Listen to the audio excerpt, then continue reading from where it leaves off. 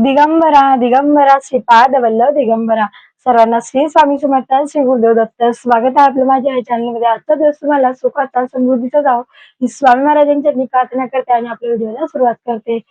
तर बरेच दिवस झाला की माझा व्हिडिओ येत नव्हता, देवाच्या म्हणजे सेवेचा व्हिडिओ येत नव्हता. कारण मी गावी गेलो होते, दादाचं लग्न होतं. मी सध्या गावाकडचेच व्हिडिओ अपलोड करत होते, पण वेळेवरती अपलोड होत नव्हते कारण तर गावी रेंज नसते, सर्वांनाच माहिती आहे.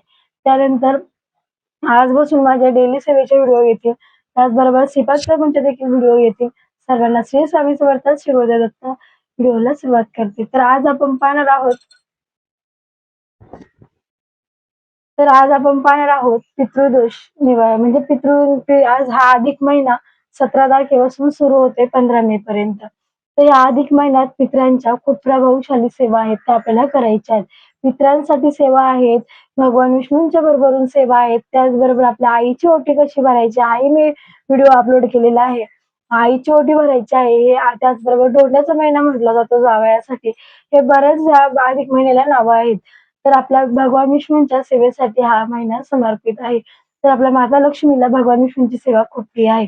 त्या जशी पितरांची सेवा तुम्ही पारायण करणार आहे, पितृदोष निवारणासाठी आपण जसं पारायण करणार आहे, तशी आपल्याला सत्यनारायण पूजा देखील आपल्या घरात करायची आहे. अधिक महिन्यात 1, 2, 5, 21 अशा विषम संख्येत तुम्ही सत्यनारायण पूजा करू शकता. त्याचबरोबर आपल्याला पितृंचं निवारण होण्यासाठी आपल्याला पारायण करायचं आहे. तर ते कोणतं पारायण करायचं, ते कसं करायचं, ते तुम्ही किती दिवसांचं करायचं, हे आज आपण माहिती घेणार आहोत. तर आपल्याला संक्षिप्त भागवत पारायण आपल्याला करायचं आहे. संक्षिप्त श्रीमद भागवत या ग्रंथाचं आपल्याला पारायण करायचं आहे. तर तुम्ही 7 दिवसाचं करा किंवा मग 21 दिवसांचं करा, 11 दिवसांचं करा, नाहीतर मग पूर्ण अधिक महिनाभर केलं तरी पण चालेल. म्हणजे 17 तारीख ते 15 तारखेपर्यंत केलं तरी पण चालेल. पण जेव्हा तुम्ही महिन्याचं पारायण कराल तेव्हा तुम्हाला अखंड शब्द वापरायचा नाही. कारण अखंड शब्द मी संकल्प व्यक्त करणार असेल तर अखंड शब्द वापरायचा नाहीये.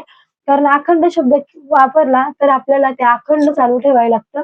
म्हणजेच की एक दिवसही गॅप पाडावा लागत नाही. पण महिनाभर आपण पारायण करणार आहोत, त्याच्यामुळे आपल्याला अखंड शब्द वापरायचा नाहीये.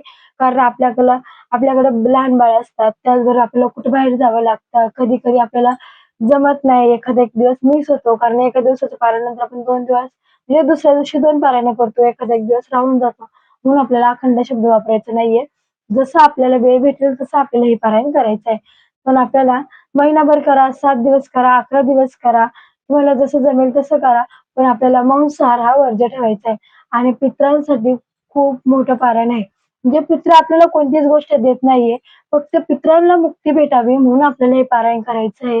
त्याचबरोबर आपल्याला आपल्या पितरांची शांतता व्हावी, आपल्या पितरांना मुक्ती भेटावी म्हणून आपल्या घरात हे आपल्याला पारायण करायचं आहे. आणि अधिक महिना हा पितरांच्या सेवेसाठी पण खूप महत्त्वाचा मानला जातो. या महिन्यात आपल्याला पितरांची, जशी आपण भगवान विष्णूंची सेवा करतो तशी आपल्याला पितरांची देखील सेवा करायची आहे. म्हणून हे पारायण आपल्या घरात आपल्याला करायचं आहे. आणि हे पारायण म्हणजे तुम्हाला दाखवते मी. हे असा ग्रंथ आहे, संक्षिप्त श्रीमद भागवत हा ग्रंथ आहे. ह्या ग्रंथाचं आपल्याला पारायण करायचं आहे. तर तुम्ही किंवा मग 14 अध्याय रोज एक वाचला तरी पण चालेल. 14 दिवस 14 अध्याय वाचले. नंतर तुम्ही आज मी सांगितले 7 पारायण किंवा तुम्ही महिनाभरात 2-5 केले तरी पण चालेल. जर तुम्हाला जमेल तसं तुम्ही या ग्रंथाचं पारायण करा. आणि या ग्रंथाचं पारायणाला एकादशीच्या दिवशी खूप महत्त्व आहे.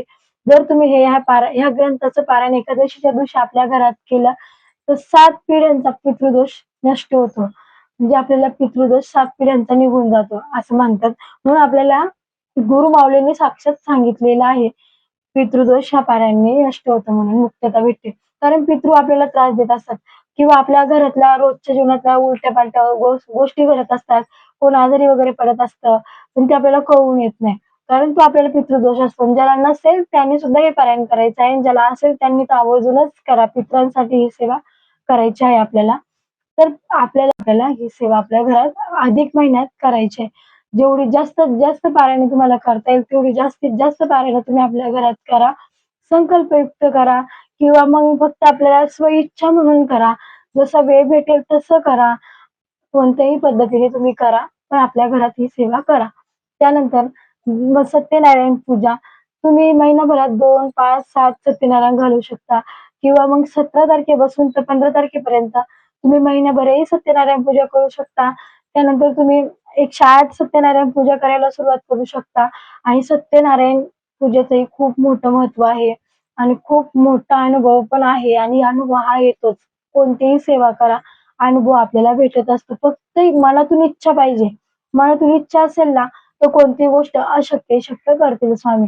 म्हणतात ना, स्वामींचं वाक्यच आहे, मनातून फक्त दृढ विश्वास पाहिजे, की "हां बाबा, मी हे केलंय, मला ह्याचा अनुभव येणार."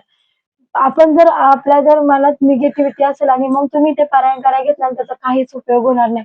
तुम्ही जर श्रद्धा असेल, विश्वास असेल, तुम्ही एक लाईन वाचली तरी सुद्धा तुम्हाला ते पारायणाचा अनुभव येणार. पण तुमच्या मनातच विश्वास नाही, तुम्ही 10 पारायण करताय, 20 पारायण करताय, 21 पारायण करताय, त्याचा काहीही लाभ होणार नाहीये. फक्त विश्वास पाहिजे. एक अध्याय वाचा, फक्त विश्वास ठेवून वाचा. तुमचा पितृदोष नष्ट होईल आणि आपल्या पितरांना मुक्ती भेटेल. म्हणून आपण ही सेवा मनापासून करा.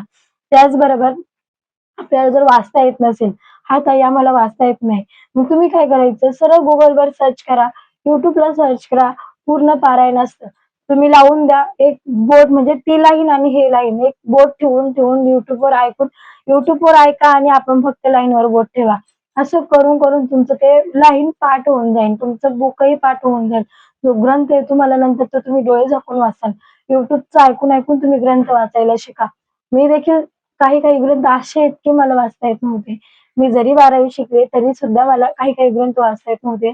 हे मी ऐकून म्हणजे आमच्या रविदादांचं ऐकून वाचायला शिकली आहे आणि गुरुचरित्र पारायण देखील मी ऐकूनच वाचायला शिकली. मी डायरेक्टली गुरुचरित्र पारायणही स्वतः कधी वाचलं नाही. मी आमच्या दादांचं ऐकून मी ते वाचायला शिकले आणि आता मी माझं स्वतः करत असते. कोणतीही सेवा असते तरी पण मी स्वतःच करते. पण लहान बाळ आहे, काही सेवा करायला जमतात, काही सेवाला करायला जमत नाही. तरी पण प्रयत्न चालू असतो. जशा जमेल तशा सेवा मी करत असते. म्हणून तुम्हालाही सांगते, आपल्या घरात संक्षिप्त श्रीमद भागवत ग्रंथाचा आपल्या पितरांसाठी ही सेवा आवर्जून करा. सर्वांना श्री स्वामी समर्थ, श्री गुरुदेव दत्त. गरमी खूप आहे. तर व्हिडिओ कसा वाटला नक्कीच कमेंटमध्ये सांगा. सर्वांना श्री स्वामी समर्थ, श्री गुरुदेव दत्त. भेटूया पुढचीच एक अशी सेवा घेऊन पुढच्या मिनी ब्लॉगमध्ये. तोपर्यंत मी इथंच थांबते.